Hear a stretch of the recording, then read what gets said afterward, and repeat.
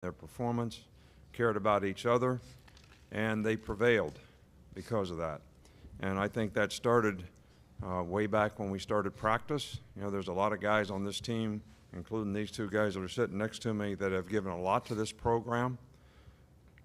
And I think the way the team performed out there together as a group with something to prove, I think we had a little bit of a taste in our mouth that if we had a dominant performance, it would show people that we probably did deserve to do a little better than we did in terms of the playoff picture. But at the same time, I'm proud that we came to the Sugar Bowl, proud that we won the Sugar Bowl, but I'm most proud that there was a team out there that cared, that represents the University of Alabama in a first-class way in the way they competed and the way they played in the game. So great competitive character for this team to come into this game and play the way they played, prepare the way they did to have an outstanding performance. So very proud of the group. Please raise your hand if you have a question. We'll get a microphone to you. Bryce, I have a question for you. You know, Coach Saban talks about playing in games like this to create value. What do you think a performance like this does for you as a player and your value? You know, I think that's not really up to me. You know, for me, it was just about doing everything I can to help the team out. You know, this was such a huge opportunity, I feel like, for us as a team, like Coach said, to, you know, try to prove something. And, you know, for us to finish this season the right way means a lot. So, you know, whatever comes after that, that's out of my hands. But I'm just happy we were able to win, and I was able to play again with my guys. In the back. Hey, Bryce, Will, Taylor Kaufman from CBS 42 in Birmingham. Just talk about the emotions you have right now walking off the field for what could be the last time for Alabama. I'm an emotional person, so for me, it's really not about me. It was more just about my teammates because they worked so hard these past 2 weeks. I mean, the practices that we had, all the film study that we had to go through, no school, no none of that, and everybody just locked in, and to see everybody smile and laughing and have a good time, just the brotherhood that was in there. I mean, it was amazing. I think that's why I'm so emotional right now, because all those guys, they hold a special place in my heart. They give me so much confidence. They believe in me so much. They help me so much, more than what people know. And just to be around them, it makes me so happy. So I'm very excited. I'm happy for those guys. Everybody stepped up, and I'm super proud of this team. Right here on the left side. Coach Saban, Garrett Franks from WVUA-FM. Brian Branch had a big game today, interception, 2 sacks. Kind of speak about the growth you've seen from this season. Brian Branch has played well for us all season long. He made some big plays today. The interception was big. We got off to a great start in the second half with a big play and 2 scores in the first 2 minutes of the second half, which kind of broke the game open, and his interception was a big part of that. But he's been a very consistent performer for us all year. He plays the star position, but he could play safety as well. So he couldn't finish the game today. He cramped up, and we tried to give him an IV, but great competitor, really good teammate, a guy that always plays hard and gives his best at all times. Right here on the right side.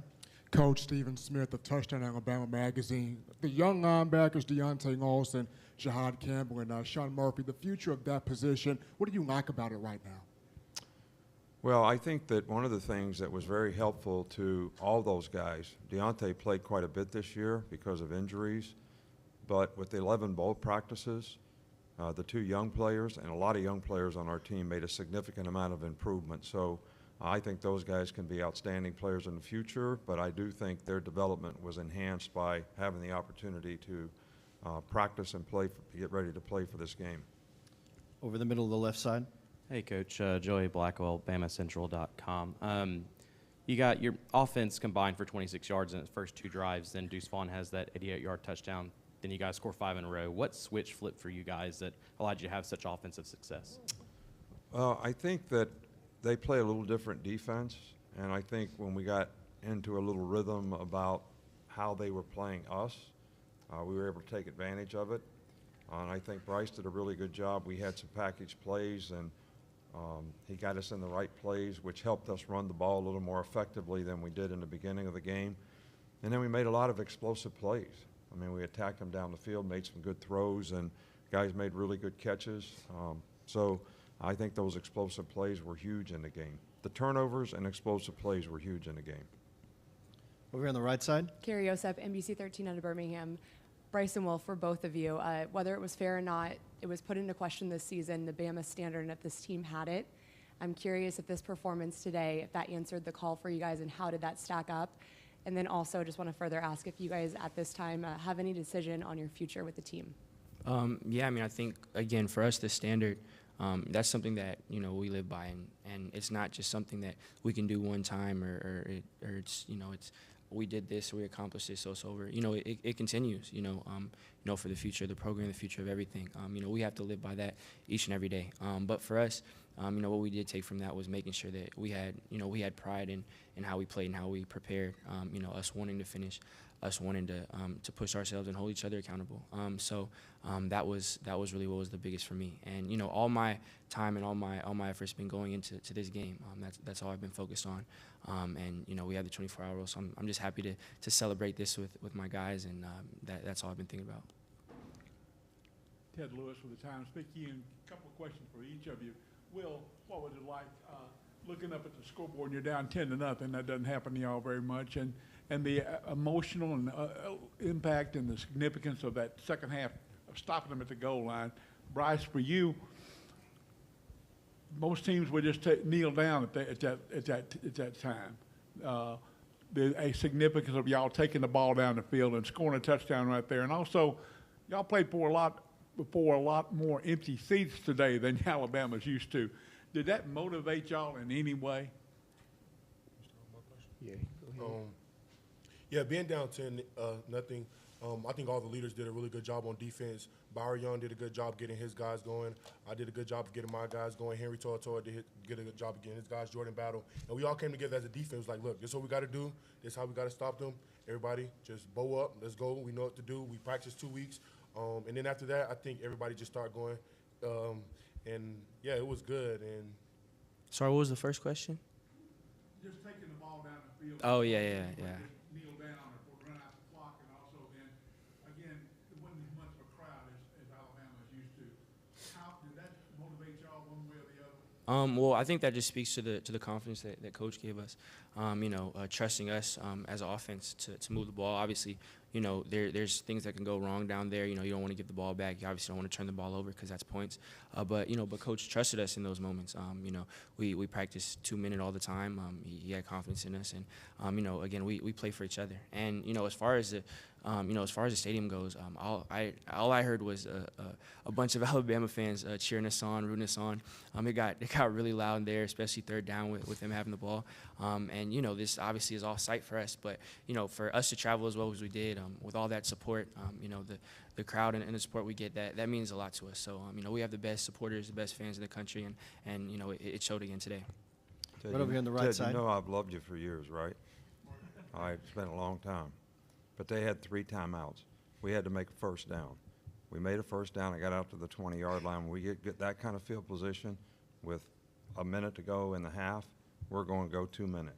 But they were going to call 3 timeouts and make us punt. So we had to run the ball. We had to go. We couldn't kneel on the ball. And we got lots of confidence and trust in our players. And that was a huge swing in the game for us to stop them on 4th down and then go 98 yards in less than a minute and score a touchdown. But we do practice it. Right over here on the right side. Johnny Condon, ABC 3340 in Birmingham. This is for Coach Saban.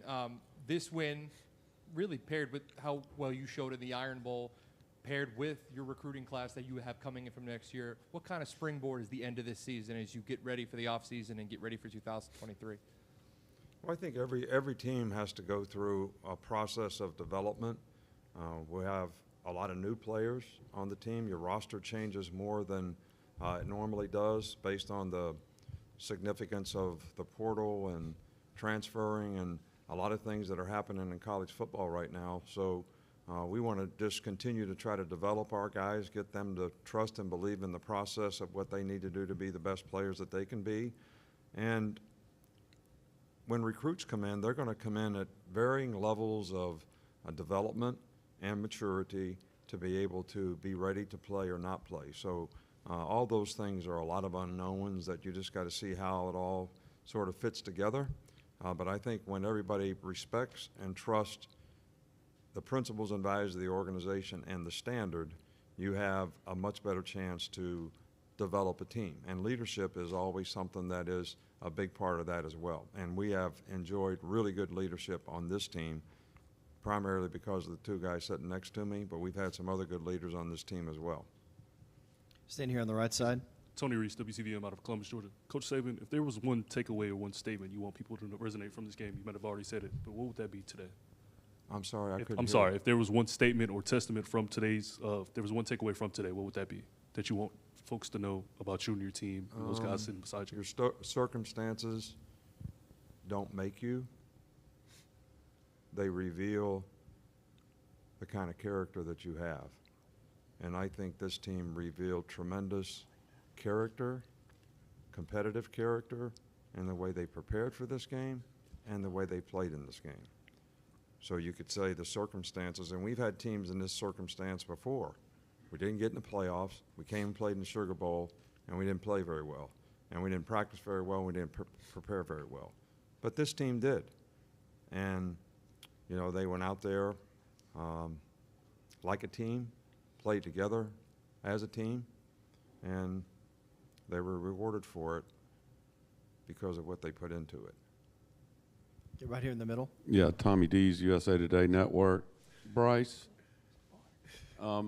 you've had at times this season trouble getting the vertical passing game going, and obviously it did today. I think you missed one early, or there may have been a miscommunication, but what kind of opportunities did you see, and what did your receivers do to make that happen? Yeah, the receivers are doing a great job creating separation and getting open, you know, and they've done a great job, you know, throughout.